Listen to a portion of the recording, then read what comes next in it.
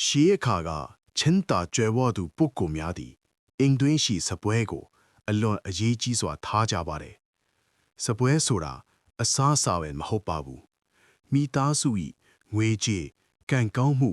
အသက်ရှင်မှုဝင်ရောက်လာတဲ့နေရာဖြစ်ပါတယ်။ဒါကြောင့်ရှေးဘိုးဘွားများက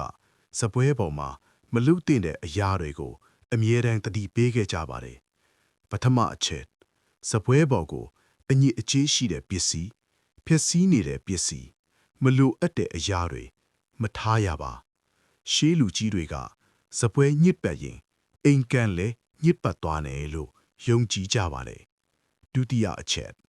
စားပြီးသားပင်ကန်များကိုအချိန်ကြာကြာမထားပါနဲ့စားပြီးချက်ချင်းရှင်းလင်းရင်ငွေကြေးမထွက်သွားဘူးကံကောင်းမှုမပိတ်ဘူးလို့ဆိုကြပါလေတတိယအချက်စပွဲပေါ်မှာအငင်းအခုံဒေါသစကားစိတ်မကောင်းစရာစကားမပြောရပါရှေးဖိုးဖွားများကစပွဲပေါ်မှာပြောတဲ့စကားကအင်းရဲ့ကံကိုတိုက်ရိုက်တက်ရောက်တယ်လို့ယုံကြည်ကြပါတယ်အစားအစာနည်းနည်းပဲဖြစ်ပါစေတန့်ရှင်းစွာယူသေးစွာစားတောင်းရင်အင်းကံကတဖြည်းဖြည်းတက်လာပါတယ်ဒီအရာတွေဟာ